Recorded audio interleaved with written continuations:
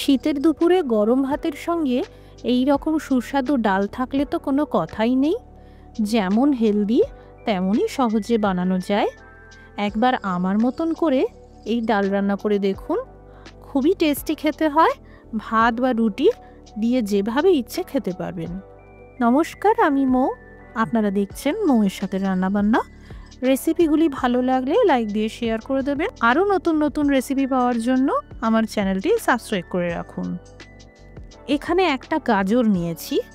প্রথমে গাজরের খোসাটা ছাড়িয়ে নেওয়ার পর একটু মোটা রেখে কেটে নিতে হবে, আর এইভাবে লম্বা লম্বা করে কেটে নিতে হবে।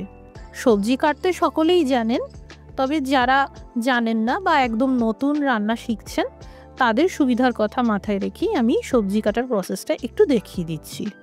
ফুলকপির ডাঁটিগুলোকে একটু লম্বা রাখার চেষ্টা করবেন। এখানে আমি একটা ছোট সাইজের ফুলকপির ব্যবহার করেছি, আর এই ফুলকপির পাতাগুলোকেও ভালো করে ধুয়ে কুচিয়ে নেব। এই ডাল রান্নার স্বাদ বাড়াতে আমি 2 রকমের ডালের ব্যবহার করেছি। মুগ ডালের সম পরিমাণে ছোলার ডাল নিয়েছি। এখানে 4 কাপের মাপ করে হাফ কাপ মুগ ডাল আছে আর হাফ কাপ ছোলার ডাল আছে। গরম জলে 1 ঘন্টা মতন ভিজিয়ে রাখলেই হবে।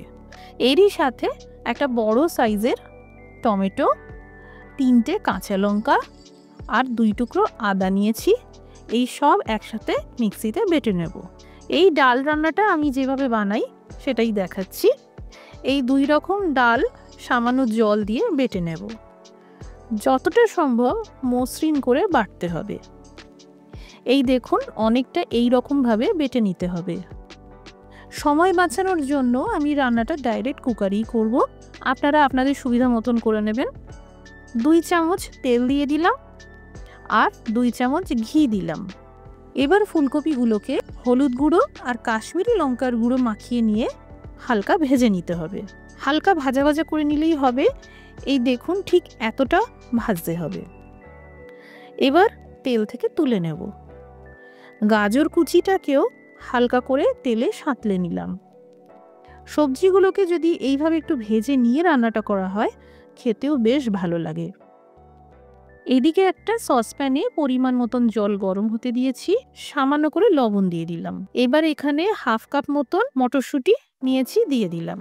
ফুটিয়ে সিদ্ধ করার কোনো প্রয়োজন নেই, জাস্ট 3-4 মিনিটের জন্য গরম জলে ভাপিয়ে নিলেই হবে। এদিকে ফোড়নে ভেজে নিচ্ছি 1 টুকরো দারচিনি, 2টো ফাটানো এলাচ আর 2টো গোটা লবঙ্গ। এরই সাথে আদা, লঙ্কা, টমেটোর যে পেস্টটা বানালাম দিয়ে দিলাম। এবার 2 মিনিট ধরে লো টু মিডিয়াম আঁচে ভাজতে হবে। এবার ফুলকপির পাতাগুলো কুচিয়ে দিয়ে দিলাম। এটা অপশনাল, দিতেও পারেন বা নাও দিতে পারেন। এরই সাথে কুচানো ধনেপাতা দিয়ে দিলাম। আরও 2 মিনিট মতন ভাজতে হবে। দিয়ে দিলাম 2 চা চামচ জিরের গুঁড়ো, 2 চা চামচ ধনের গুঁড়ো। ভালো করে আরেকটু ভেজে নিতে হবে। এখানে খুব ছোট সাইজের 4 চামচের মাপ করে গুঁড়ো মশলার ব্যবহার করতে হবে। ভালো করে মেশানোর পর দিয়ে দিলাম হলুদ গুঁড়ো আর লবণ। আরেকটু ভেজে নিতে হবে। মশলা থেকে তেল আর ঘি আলাদা হতেই দিয়ে দিলাম ডাল বাটা। ভালো করে মিশিয়ে নিলাম। যে পাত্রে ডাল বাটা লেগেছিল জল দিয়ে ধুয়ে দিয়ে দিলাম। এই পর্যায়ে ডালের টেক্সচারটা অনেকটা তরকার মতন রয়েছে, এতটা ঘন থাকবে না, তাই দিয়ে দিলাম 1.5 গ্লাস গরম জল। ডাল রান্নার স্বাদ নষ্ট যাতে না হয় তার জন্য গরম জলের ব্যবহার করেছি। আপনাদের যদি ইচ্ছা হয় ডাল পাতলা করার জন্য আরেকটু গরম জল মেশাতে পারেন। ভাজা সবজিগুলো দিয়ে ভালো করে মিশিয়ে নেওয়ার পর এবার স্বাদ মতন লবণ দিয়ে দিলাম। এবার ফাইনালি সব আরেকবার ভালো করে মিশিয়ে নিলাম। ডাল ফুটতে শুরু করেছে। এই পর্যায়ে জোর আঁচে কুকারের ঢাকাটা বন্ধ করে দিয়ে জাস্ট 2টো হুইসেল পর্যন্ত সিদ্ধ করে নিতে হবে। ডাল আর সবজি সুসিদ্ধ হয়ে গেছে। এবার এই ভাপানো মটরশুঁটিটা দিয়ে দিলাম। এরই সাথে আধা চা চামচ গরম মশলার গুঁড়ো আর সুগন্ধের জন্য কুচানো ধনেপাতা দিয়ে দিলাম। তৈরি হয়ে গেল শীতের সবজি দিয়ে পুষ্টিকর ডাল রান্নার রেসিপি। ইচ্ছে হলে পছন্দ মতন আরও অনেক সবজি অ্যাড করতে পারেন। যদি সম্ভব হয় আটার সাথে জোয়ার বা বাজরার আটা মিশিয়ে রুটি তৈরি করবেন, আর সেই রুটি দিয়ে এই ডাল খেয়ে দেখবেন। বাড়িতে বানালে কমেন্ট করে জানাতে পারেন কেমন তৈরি হলো।